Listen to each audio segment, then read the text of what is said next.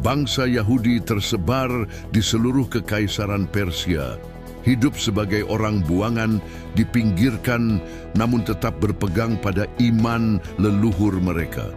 Di tengah situasi ini muncullah seorang gadis bernama Hadassah, kelak dikenal sebagai Ester. Ester kehilangan kedua orang tuanya sejak kecil.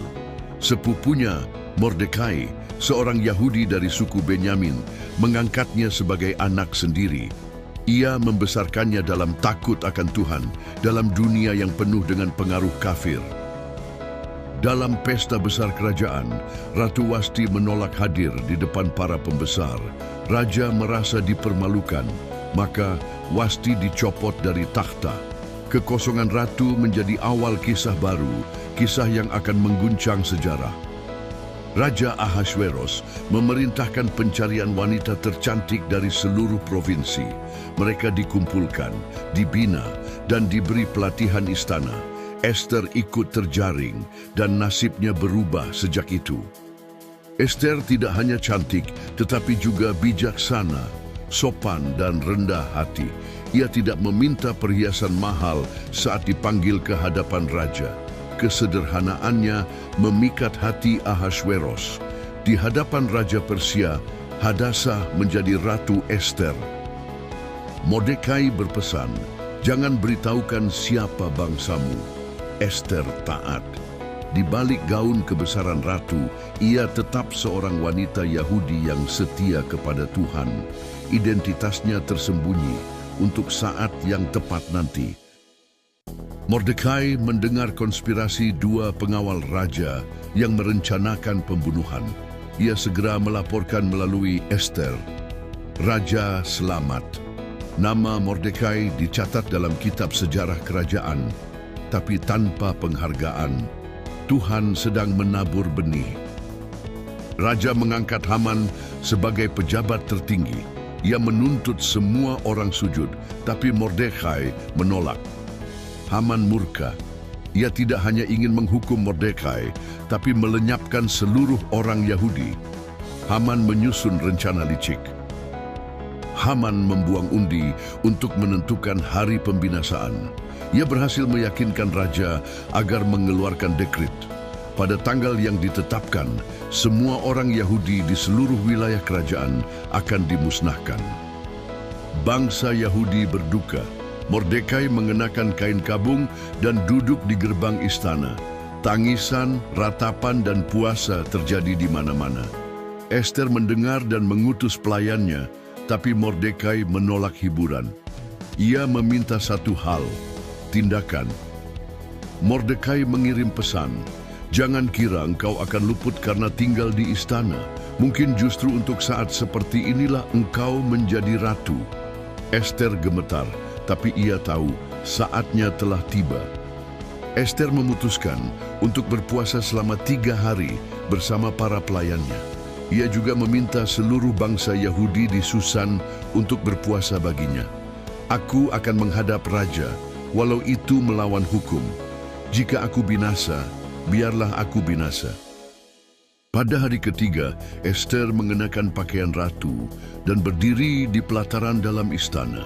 Raja melihatnya dan menyodorkan tongkat emas. Ester diterima, tapi ia tidak langsung mengungkapkan niat. Ia mengundang raja dan Haman ke perjamuan. Raja menikmati jamuan Ester. Saat ditanya, Ester hanya berkata, "Besok datanglah lagi ke perjamuan kedua. Di sanalah aku akan sampaikan permohonanku." Haman pulang dengan bangga, tapi amarahnya membara saat melihat Mordekai tidak memberi hormat. Haman pulang dan menceritakan kejayaannya kepada istrinya. Tapi melihat Mordekai, ia murka. Maka disiapkanlah tiang gantung setinggi 25 meter untuk Mordekai. Besok pagi, ia akan minta izin raja untuk menggantungnya. Raja tidak bisa tidur. Ia meminta kitab sejarah kerajaan dibacakan. Ternyata kisah tentang Mordekai menyelamatkannya muncul. Raja bertanya, "Apa penghargaan yang telah diberikan?" Jawabannya, "Tidak ada. Waktu Tuhan tiba." Pagi hari Haman datang. Sebelum sempat berbicara, raja bertanya, Apa yang patut dilakukan kepada orang yang raja ingin hormati? Haman berpikir tentang dirinya dan memberi saran terbaik. Maka raja berkata, "Lakukan itu kepada Mordekai." Wajah Haman memucat. Ester mengadakan perjamuan kedua. Saat raja bertanya apa permintaannya, Ester berkata, "Biarlah jiwaku tetap hidup. Bangsaku dijual untuk dibinasakan." Raja terkejut. "Siapa orang itu?" Ester menjawab, "Musuh itu adalah Haman." Raja murka dan keluar dari ruangan. Haman memohon ampun kepada Ester, tetapi raja kembali dan melihatnya di dekat Ester. Ia menyangka Haman melecehkan ratu. Maka Haman digantung di tiang yang ia siapkan untuk Mordekai. Tapi dekret kematian tak bisa dicabut. Maka Mordekai dan Ester menulis dekret baru. Orang Yahudi boleh membela diri. Hari yang ditentukan menjadi hari perlawanan dan pembelaan dan kemenangan besar bagi bangsa Tuhan. Hari itu datang, bangsa Yahudi bersatu dalam doa dan kekuatan Tuhan melawan semua yang hendak membinasakan mereka. Banyak orang non-Yahudi mulai menghormati mereka karena takut akan Mordekai yang kini menjadi tokoh penting kerajaan. Mordekai kini berpakaian kebesaran, berjalan di kota, dihormati oleh semua. Ia menjadi tangan kanan raja. Bangsa Yahudi mengalami kelegaan setelah sekian lama hidup dalam bayang-bayang ancaman.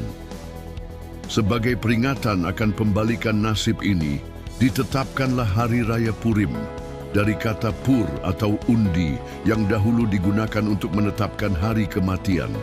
Sekarang Purim adalah hari sukacita dan pertolongan dari Tuhan. Bangsa Yahudi tidak hanya merayakan dengan pesta, tapi juga dengan pujian dan doa. Mereka tahu tangan Tuhanlah yang menyelamatkan.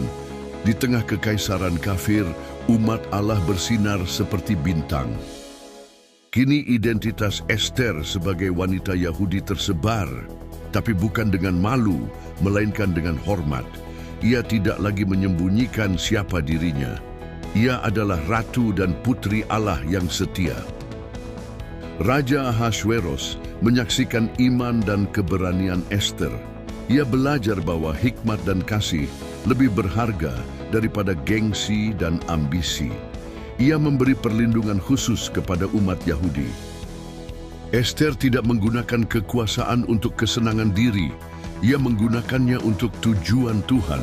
Ia menjadi contoh perempuan yang berani berkata ya ketika Tuhan memanggil. Dari seorang anak yatim piatu di negeri asing, Tuhan mengangkat Ester menjadi ratu. Tapi takhta bukanlah puncak. Baginya, puncaknya adalah ketika ia menyelamatkan bangsanya dan menuntaskan panggilannya. Kitab ini tidak menyebut nama Tuhan satu kali pun. Namun, jejaknya terlihat di setiap detik, setiap keputusan, setiap pembalikan situasi. Inilah tangan Tuhan yang bekerja diam-diam namun sempurna. Ester hidup pada zaman kekacauan, tapi ia tidak lari, ia berdiri tegak. Seperti Ester, mungkin kamu pun dipanggil untuk saat seperti ini, untuk menolong, bersaksi, atau mengubah sesuatu. Jangan tunggu kenyamanan, tanggapi panggilan Tuhan hari ini. Tuhan memberkati.